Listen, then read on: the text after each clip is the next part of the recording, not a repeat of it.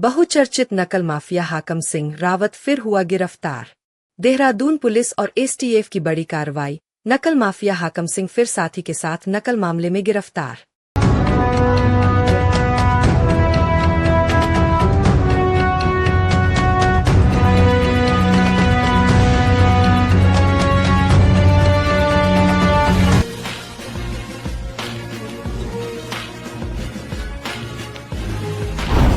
कौन लोग इसमें गिरफ्तार हुए? जैसा कि आप लोग विदित हैं कि कल स्नातक स्तरीय परीक्षा यूके SSSC द्वारा आयोजित की जा रही है और इसमें जो सख्त नकल अध्यादेश माननीय मुख्यमंत्री जी द्वारा लाया गया था 2023 में, उसके बाद से सभी परीक्षाओं की शुचिता और उसकी निगरानी का टास्क STF को दिया गया था, साथ ही इंटेलिजेंस एजेंसीज को और सभी जिला पुलिस के को निर्देश जारी थे कि इसमें जो है कभी भी जब भी कोई परीक्षा ऐसी आयोजित होगी तो जो पूर्व में इस तरह से लोग परीक्षाओं की जो नकलों में शामिल रहे हैं, ऐसे गैंग शामिल रहे हैं या ऐसे छात्र जो कहीं ना कहीं इस परीक्षाओं में कहीं लिप्त रहे हों, उन पर निगरानी रखी जाए। तो उसके लिए जहाँ पर स्पेशल टीम जो साइबर कमांडो ट्रेनिंग वाले हैं वो भी निगरानी रखते हैं, साथ ही साथ STF की जो टीम रहती है और जो भी इनपुट प्राप्त होते हैं उस पर लगातार पुलिस निगरानी करके उसमें एक्शन करती है। तो अभी तक जो भी सूचना आई थी उसको सभी को हम वेरीफाई भी करते हैं। इसी तरह की एक सूचना 2 दिन पूर्व जो है प्राप्त हुई थी, जिस सूचना पर यह बात बताई गई थी कि कुछ छात्रों में जो है 12 से 15 लाख रुपए लेकर परीक्षा में पास कराने की बात चल रही है। इसके आधार पर एक संयुक्त टीम देहरादून पुलिस और STF की बनाई गई थी।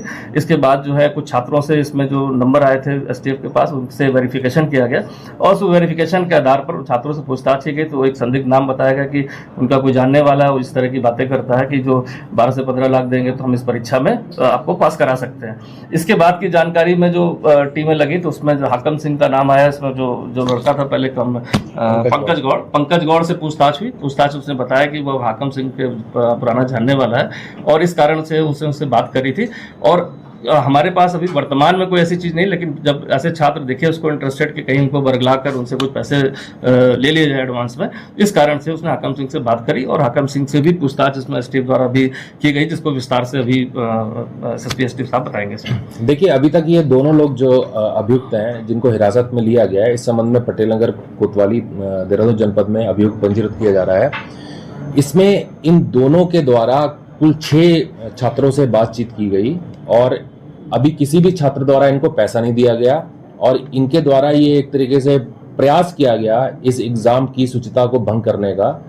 और इसमें ना तो इनके पास कोई सोर्स था और ये इनका प्लान ये था कि हम पैसे ले लेंगे और अगर किसी का सिलेक्शन हो गया तो पैसे रख लेंगे, नहीं तो इनके लौटा देंगे, नहीं तो किसी अगले एग्जाम के लिए कमिट कर देंगे। जो कल ये एग्जाम होने वाला है इसकी शुचिता, गोपनीयता बिल्कुल इंटैक्ट है, इंटीग्रिटी बिल्कुल इंटैक्ट है और इसमें ये सिर्फ भ्रम फैलाने के लिए ये प्रयास किया गया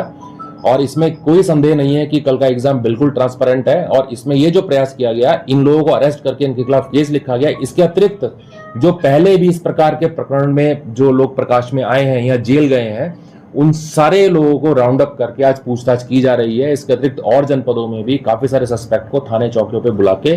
STF द्वारा, जनपद पुलिस द्वारा पूछताछ की जा रही है। इसमें ये पंकज गौड़ ने जो 6 छात्रों को फोन किया, ये टेक्निकल एनालिसिस में ये हाकम सिंह के कांटेक्ट में था, फिर उसको पूछताछ के लिए लेके आया गया और पूछताछ में फिर जब इन लोगों का कन्वर्सेशन प्रूफ हो गया, एक रिकॉर्डिंग उपलब्ध हुई हमें, तब इन लोगों को अरेस्ट किया गया। और आपके माध्यम से ये कहना चाहूंगा कि जो परीक्षार्थी कल एग्जाम देने जा रहे हैं वो बिल्कुल निश्चिंत होकर जाए, बिल्कुल इंटैक्ट इंटीग्रिटी है एग्जाम की और ये एक प्रयास था। और जो नकल विरोधी अधिनियम आया है वो इतना सख्त है जिसमें कि अपर पुलिस अधीक्षक स्तर का अधिकारी तो उसकी विवेचना करता है और इसमें अगर एग्जाम को लेकर कोई भ्रम की स्थिति भी फैलाता है तो उसके खिलाफ भी कार्रवाई इसमें करी जाएगी।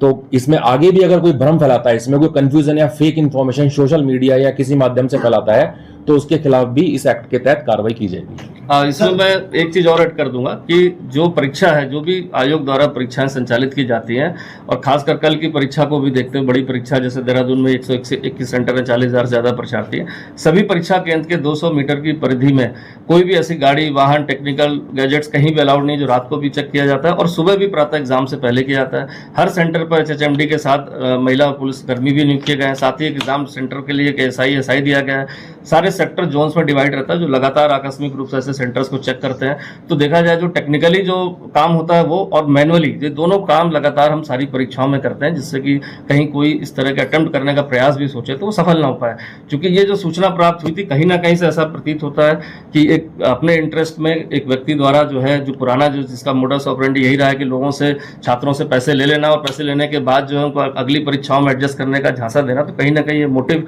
पाया गया कि जो षड्यंत्र के तहत ऐसे जब छात्र मिल रहे हैं उनको इंटरेस्ट जगाकर उनसे जो है लिए जाए, और इस तरह की जो रूमर फैलने की बात भी आती, कहीं रूमर फैल जाए कि परीक्षाएं सही से नहीं हो रही हैं, जिससे कि जो है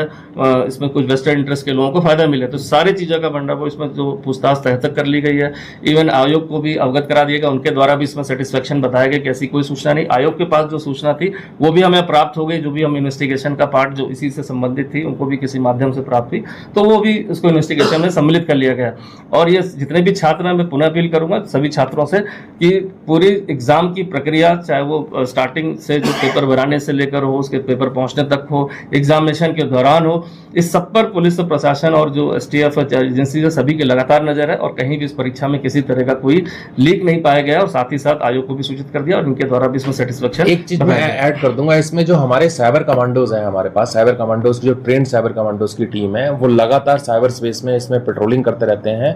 और इसमें सोशल मीडिया को हम मॉनिटर करते रहते हैं और लगातार कर रहे हैं राउंड द क्लॉक। और कोई भी सूचना, कोई भी भ्रम, कोई भी गलत पोस्ट करेगा तो उसके खिलाफ निश्चित तौर पे कार्रवाई की जाएगी। नमस्कार और देखते रहिए पहाड़ दूरदर्शन न्यूज। ऐसे ही लेटेस्ट अपडेट पाने के लिए हमारे चैनल को सब्सक्राइब करें और तुरंत नोटिफिकेशन पाने के लिए बेल आइकन प्रेस करना ना भूलें। यदि आप हमें फेसबुक या इंस्टाग्राम के माध्यम से देख रहे हैं तो हमारे पेज को फॉलो जरूर करें। धन्यवाद।